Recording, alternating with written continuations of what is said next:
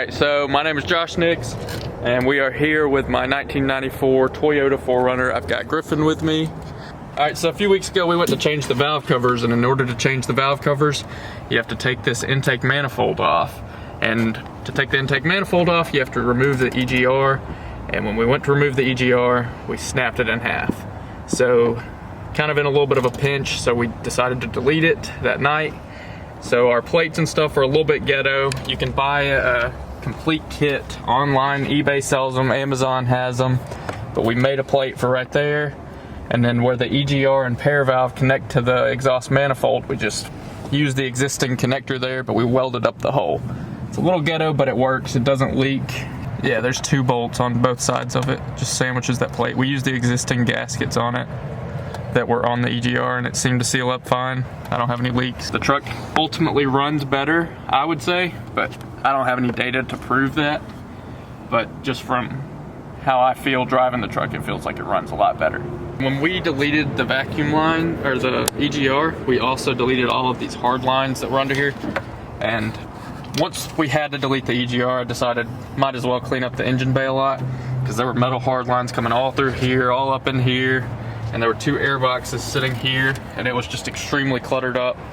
So we got on the forums and tried to decide what vacuum lines had to stay and what vacuum lines could go. And over here, on this fender well here, there were 3 little relays. There was an orange one, a blue one, and a green one, I believe it was. But this orange one is the only one you need. It's connected to the fuel pressure regulator over here.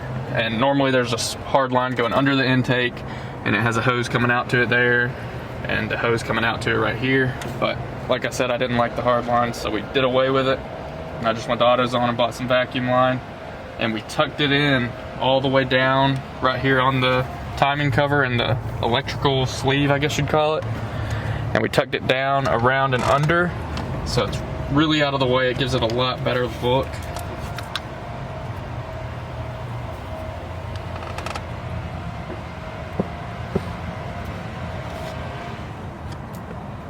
In this little splitter right here, there's actually a filter inside there. You may want to take that off and check to see if it's clogged up, because mine was extremely clogged up. Like, there was no air going through it at all, so I think my fuel pressure was way off to begin with. But you have to cap these 2. Somebody, the previous owner, broke this nipple off and just stuck a screw in it.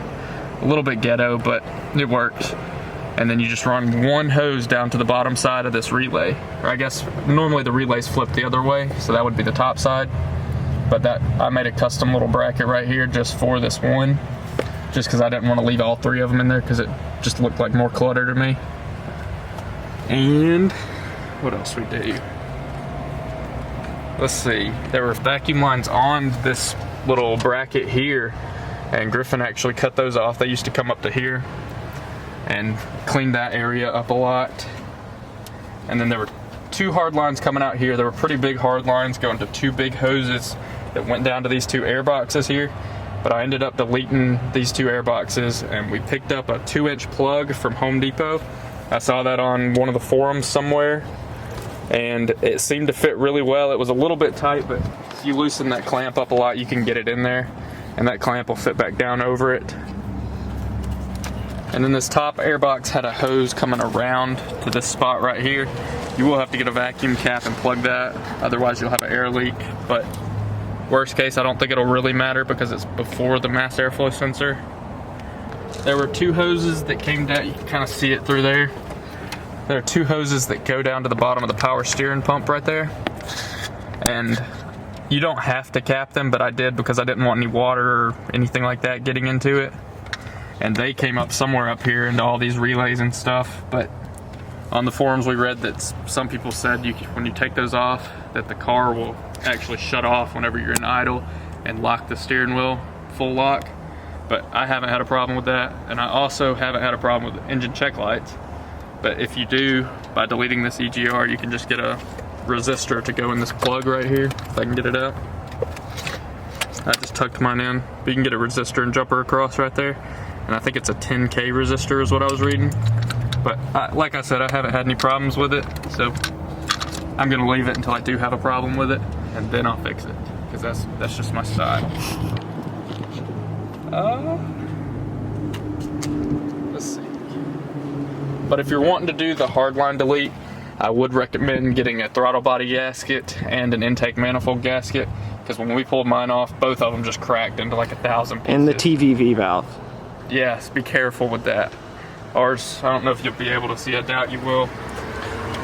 But in the valley between the two cylinder heads, there's a sensor, a temperature sensor that sits into the coolant distribution block, and it has two nipples that stick out, and they're plastic. So a lot of times they'll break. You can repair it, but if you just buy it beforehand, it shouldn't be an issue. Yeah, but what it does is it controls fuel pressure in the tank, correct? Yeah, so it helps purge. It's like an evap purge, so it helps purge out the pressure whenever it gets too hot or it starts to evaporate. Did I show the return line for the fuel? No.